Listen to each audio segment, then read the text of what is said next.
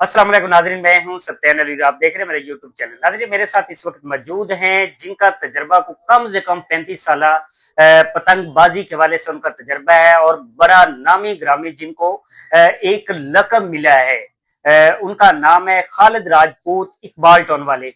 इनसे जानते हैं क्योंकि इन्होंने उतार चढ़ाव सारे देखे पतंगबाजी के हवाले से, और ये पतंगबाजी के हवाले से ये अवाम को भी बताएंगे और हमें ये अपने तजर्बे से ये आगाह करेंगे ये पतंगबाजी कितने अरसे से बंद रही और इस दौरान जो मामला थे, क्योंकि इसके साथ साथ लोगों के जो रोजगार वो भी वाबस्ता थे और लोग जो है बेरोजगार हुए और एक एक घर के साथ कई खानदान जो जुड़े हुए थे। ये हम जानते हैं खालिद राजपूत से। इनका नाम जो है असल में जो बताया जाता है, जो मशहूर है, जिससे लोग पहचानते हैं, वो है खालिद राजपूत, इकबाल टोल वाले। अस्सलाम वालेकुम खालिद साहब, क्या हाल है? कैसे? हम ठीक है। आप तो पता नहीं कहाँ छुपे थे, आज हमें बड़ी मुश्किल से आप मिले। छुपना क्या है, रोजगार के तलाश में बस मिट्टी में मिट्टी हो गए थे। और रोजगार नहीं था मिल रहा, क्योंकि ना तो हमारे पास कोई इतना सरमाया था। तो गवर्नमेंट ने जो कर दिया हमारे साथ, तो उसका गिला खत्म। क्योंकि जो अब कर दिया है, हम दोबारा से स्टार्ट लेंगे। ठीक है ना। तो बाकी एसओपीज का हम खुसूसन यानी कि एहतराम करते हैं। देखिए जी, 21 साल हो गए पाबंदी लगी को। 21 साल एक जनरेशन गैप है ये। 21 साल। अब 2004 से पहले आ जाए और 2026 तक आ जाए। 2004 में आप थाने से कहीं से भी क्राइम की रेशो देख लें कि 2004 तक क्राइम की रेशो क्या थी, और क्राइम की रेशो सिर्फ इंक्रीज हुई है। क्यों हुई है, ये मैं आपको छोटी सी एक बात बताता हूँ। लाहौर की कोई ग्राउंड ऐसी नहीं थी होती जहां पे गेम ना हो। छतों पे लैदा होती थी। जब हवा पड़ती थी, एक गेम होती थी, उसमें एटलीस्ट 200-250 पतंगे कटती थी। जो टूट के जाती थी वो अलहदा थी, जो फट के गिरती थी वो अलहदा थी। वो लुटेरे पकड़ते थे। अब लुटेरे जब उन पतंगों को पकड़ते थे तो वो दोबारा उस इलाके में जिधर से पकड़े हैं, उस इलाके के पतंगबाजों को वो बेच देते थे दोबारा आधी कीमत पर। ठीक है। जब वो बेचते थे तो एक एक लुटेरे के हाथ तकरीबन 200-200 रुपया लग जाता था। 50 रुपए वो जेब में डालते थे, 150 रुपया वालदा को देते थे, क्योंकि ये अनपढ़ कम्युनिटी थी। ठीक है। उनके वो कोई उनका हुनर वगैरह नहीं था, लेकिन उनके वालदेन खुश थे क्योंकि वो पढ़ा तो सकते नहीं। बच्चा का रोजगार पे लगा हुआ है। 150 में बड़ी बरकत थी उस वक्त, घर चलते थे। और 50 रुपए उसके भी नहीं थे खत्म होते। अगले दिन फिर उसने जनरेट कर लिए पैसे। अब वो जो बेरोजगार हो गए लुटेरे, आपका जो स्ट्रीट क्राइम चला, मोबाइल चोर, ये वो लुटेरे थे। ठीक है। वक्त के साथ उनको नहीं पता कि उन्होंने आईफोन छीना है, उनको नहीं पता उन्होंने वीवो छीना है, उनको नहीं पता कि 3310 क्या है। उन्होंने 750 का बेच देना है। उसे तो अहमियत ठीक है ना। मोबाइल कौन सा लिया। तो ये क्राइम को आपने जनरेट कर दिया। ठीक है ना। दूसरे एंड पे आ जाए।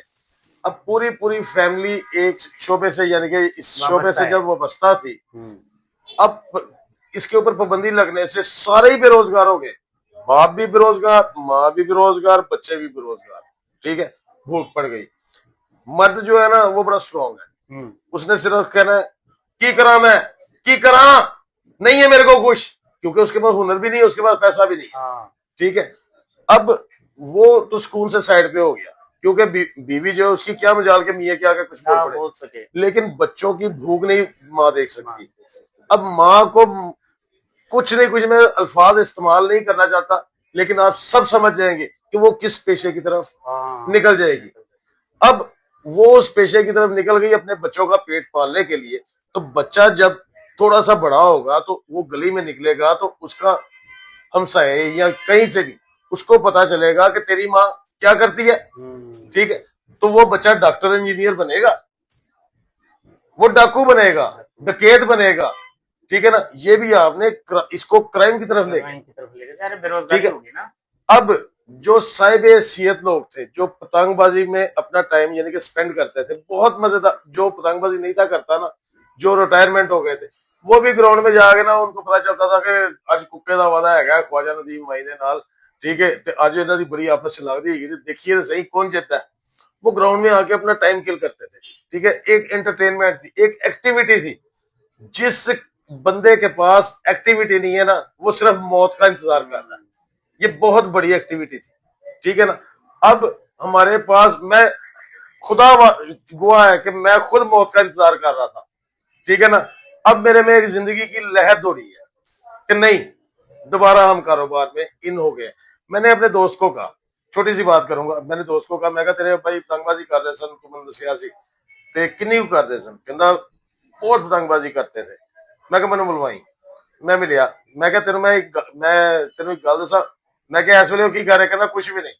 मैं क्या मैं उन्होंने पूछांगा ना पतंगबाजी दी गल्लां करांगा ते एक एंड च एक सवाल करांगा, ओदा जवाब आएगा कि बस ही मौत का इंतजार कर रहे हैं। कहना बकवास ना कर यार, की बकवास कर रहे हैं।